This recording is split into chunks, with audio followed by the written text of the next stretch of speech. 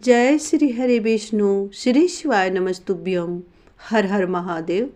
प्रिय दोस्तों, मैं मीतू शुक्ला एसपीएम ब्लॉग में आप सभी का स्वागत करती हूँ।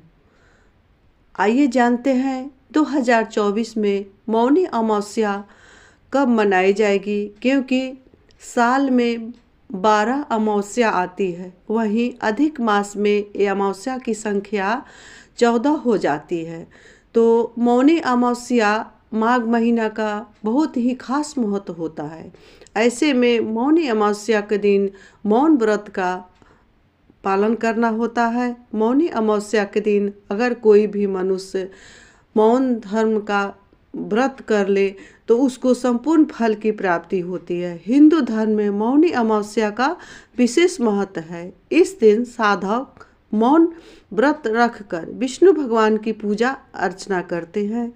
इस दिन श्रद्धालु गंगा, गोदावरी, कृष्णा, कावेरी, सरस्वती और नर्मदा नदी जैसी पवित्र नदियों में स्नान करते हैं। ऐसी मान्यता है कि मौनी अमावस्या को स्नान ध्यान कर विष्णु भगवान की पूजा करने से साधक को सहयोगियों के बराबर फल प्राप्त होता है। ऐसे में इस बार मौनी अमावस्या किस दिन मनाई जाएगी और इसकी पूजा विधि क्या है, आइए जानते हैं।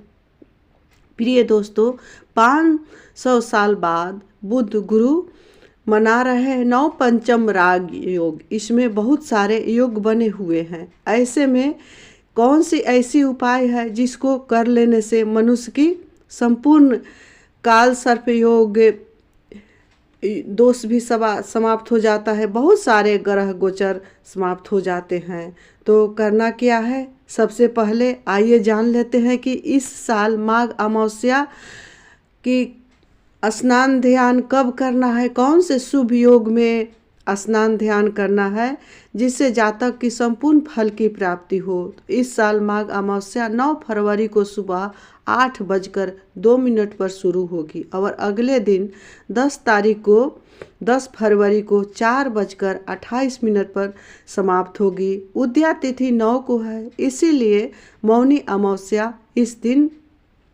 9 फरवरी को ही मनाई जाएगी।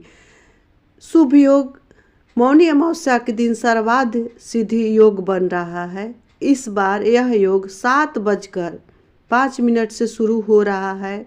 9 तारीख को सुबह 7:05 से शुरू हो रहा है, जो रात 11:29 पर समाप्त होगा। मौनी अमावस्या के दिन सबसे पहले भगवान विष्णु को प्रणाम करें। इस दिन बोलने को मनाही है। इस दिन आप बहते जल में काला तिल प्रवाहित करें। इस दिन पीपल के पेड़ में भी जल का अर्घ दे। इस दिन भगवान विष्णु का संपूर्ण विधि विधान से पूजन करें। विष्णु सहस्त्र नाम का पाठ करें, नहीं तो ओम श्री नमः भगवते वासुदेवाय मंत्र का 108 बार जाप करें। रुद्राक्ष के माला या तुलसी माला को लेकर के इस दिन जाप करें। सबसे पहले नियम है कि बिस्तर से जल्दी जगे उस दिन मौनी अमावस्या के दिन और मौन रहे, बात न करे, किसी से बोले नहीं, मन ही मन ईश्वर का चिंतन करे।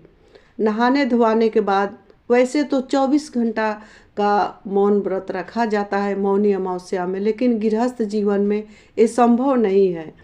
तो क्या करना होता है, इतना करना चाहिए, इतना त्याग अवश्य करना चाहिए कि नहा धोआ करके महादेव का, अगर आपके घर में शिवलिंग है तो जलाभिषेक कर ले। विष्णु भगवान को, लड्डू गोपाल को पंचामृत से स्नान कराने के बाद कुछ दान करें। मौनी अमावस्या पर दान का विशेष ही महत्व होता है। भगवान की पूजा करने के बाद कुछ दान करें, गौ को गौग्रास दे, उसके बाद ही अपने इस मौन व्रत को तोड़े। गृहस्थ जीवन में अगर इतना भी आप कर लेते हैं तो आपको संपूर्ण फल की प्राप्ति होती है। प्रिय दोस्तों, जैसे नाम से ही पता चलता है मौनी अमावस्या, इसका मौन रहने का ही बहुत ज़्यादा महत्व मिलता है। मौनी अमावस्या के दिन अगर कोई भी जातक मौन रह करके विष्णु भगवान को व्रत पूजा करता है, उपवास करता है उस दिन, तो उस जातक के यहाँ संपूर्ण फल की प्राप्ति होती है। ऐसे में इस साल बहुत योग सुंदर योग बना हुआ है, शुभ योग बना हुआ है। इस शुभ योग में मौनी अमावस्या के दिन गंगा के जल अमृत के समान हो जाती है। कोई भी जातक अगर गंगा में स्नान कर लेता है, गंगा, गोदावरी, कावेरी, कृष्णा, नर्मदा जैसे पवित्र नदियों में स्नान कर लेता है, मौन रह करके, उस जातक को मोक्ष की प्राप्ति होती है। इतना ही नहीं, जिस कामना को लेकर के आप डुबकी लगाते हैं, माँ गंगा का चिंतन करते हुए, हर घर गंगे मन ही मन स्मरण करते हुए, तो माँ गंगा संपूर्ण फल प्राप्त कराती है इस मौनी अमावस्या के दिन। तो ऐसे में जातक को सबसे पहले सुबह जल्दी से जगने के बाद विष्णु भगवान को अपने बिस्तर पर ही प्रणाम करके, धरती माता को प्रणाम करते हुए, अपने अगर कहीं पवित्र नदियाँ में स्नान नहीं करने गए हैं, अपने घर में भी है, अपने गृहस्थी में भी है, फिर भी आप मौन व्रत उस दिन रख सकते हैं। व्रतों में महाव्रत है मौन व्रत।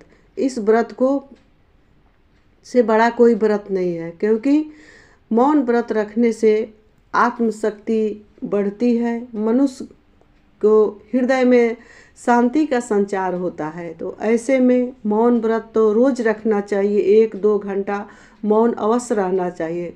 लेकिन नहीं रह सकते हैं तो 365 दिन में मौनी अमावस्या की तिथि इसीलिए आती है कि मनुष्य को उस दिन मन ही मन में आत्मचिंतन करना चाहिए। आत्मचिंतन, आप जिसको मानते हैं, आपका आराध्य जो भी है, विष्णु है, शिव है, कृष्ण है, माँ दुर्गा है, उनको आप मन ही मन आत्मचिंतन करें।